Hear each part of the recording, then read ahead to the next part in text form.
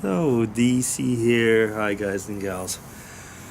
Well, it is Wednesday, and I thought I'd make a little bit of a combination omnibus vlog. There's two Spooky Universities that I haven't done, but they won't be very long, and then I can vlog a little bit.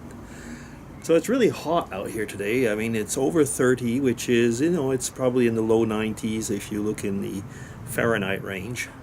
So that's hot. For us, it's hot. So the Spooky Universities. One was turn of events, unexpected turn of events in your life. And the other one was if you ever had any broken bones. So I can do that one first. No, I haven't. The only thing I can say from broken bone stories is that when I was in grade school, there was a guy that I spoke about before in other vlogs, and the one with the snakes, if any of you remember my older vlogs.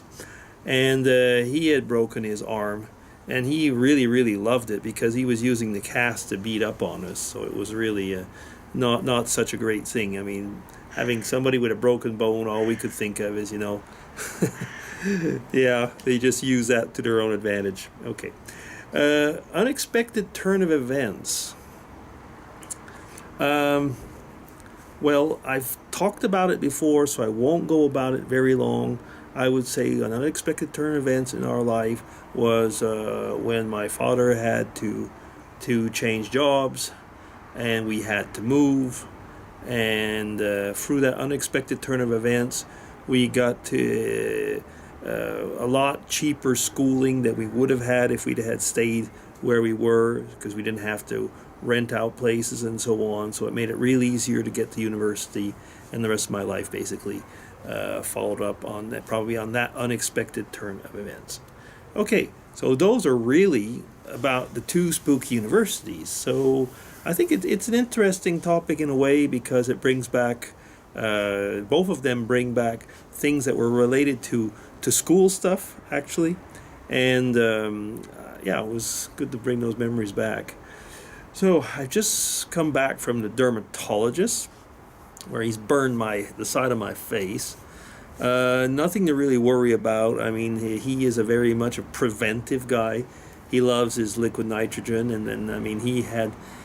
he said, well, there are certain places that had been done like 7 years, close to 7 years ago now, 6.5 probably.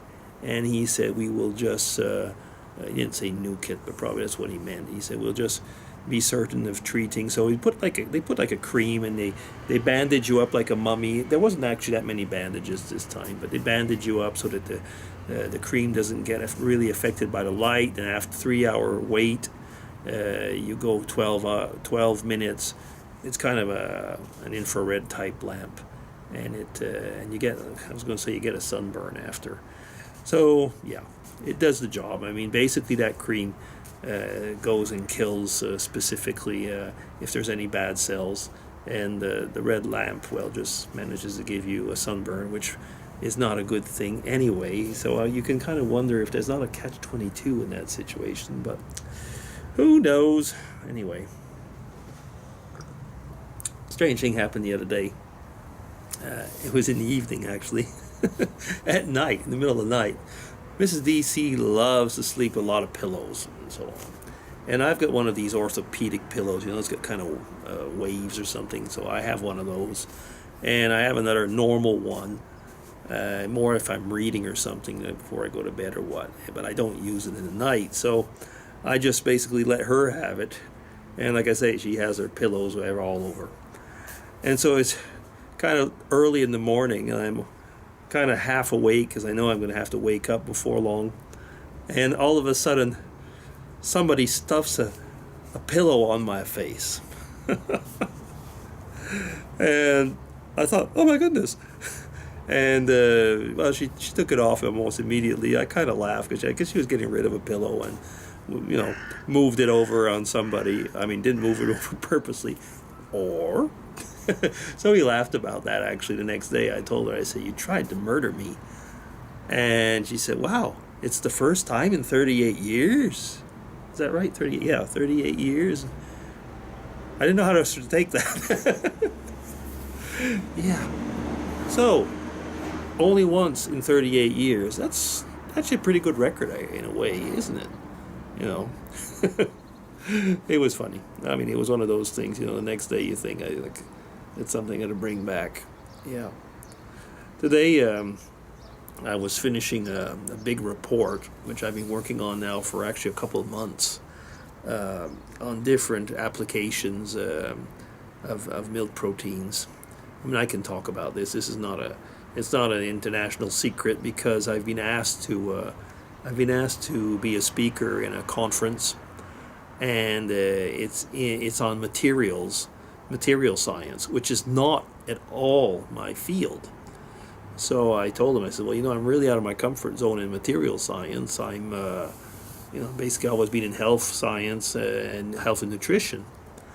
But they said, well, we'd like you to talk about non-food applications of milk proteins. And so, I mean, I've been reading up a lot. I mean, it's not like I didn't know anything about those things, but, it's like I say, it's not been really my field, so it's pretty good. I mean, I got what is it, about 45-page document on it, but there was a lot of reading to do. But I'm going to make a review basically talk, so it's not going into really down into the nitty-gritty science, but it's really quite interesting because there's a whole bunch of stories that came out when you look at that, like in Mussolini's time, where they were making wool clothes, milk wool, so you can call it that way, using casein, and actually they had whole textile plants making that because there was a problem with wool, but that was actually being done in the States as well at the same time. So it's not something actually that was only on one side of the Atlantic, and people were using it, using casein more and more actually for clothes. And there's a new company come out in Germany actually that's making high-tech clothes that way. I did find a few interesting things. There was a funny thing. I mean, the Vegan Society came to the rescue, actually. I think Dave Nicholson will find this one funny. There was a bad joke about vegans and, well, I'll leave it at that. Vegans and, let's say, sexual practices. And then there what I found, and that there's a reason I mentioned that, is because casein is used in many production processes for condoms, because it's a kind of a plastic material. Okay, I was a little bit surprised because casein is often water soluble, so I don't know if that's such a good idea. But anyway, the thing is that there's anecdotal stories of people that have milk allergies, and beta casein, so one of the caseins, actually is the main allergen, and I don't know if that's the casein that goes into, or if it's the mixture of caseins that goes into the condom productions. But anyway, supposedly a person who had very big milk allergies had a localized allergic reaction after using one of these condoms. So the doctor's report said. At least it was online, it was on the internet, so it has to be true. But it actually could be. Now, the funny thing actually that goes on to that, though, is that the Vegan Society on their webpage has lists, or supposedly has lists, of non-milk, non-animal based products. And amongst those lists are also basically, animal-free, we could say, condoms. Of course, when you think about it, condoms often were, came from, well, let's not get into that. But so I actually made a slide of that, vegans to the rescue.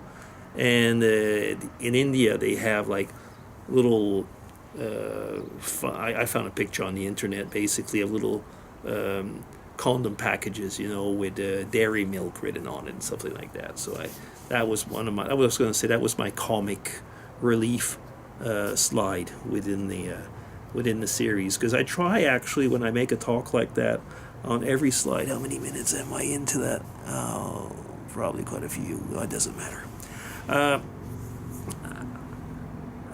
So I try every time when I make slides to have a little picture or something, that'll grab people's attention, and not just have words on the PowerPoint pages, So if people see something, an illustration always talks a lot more.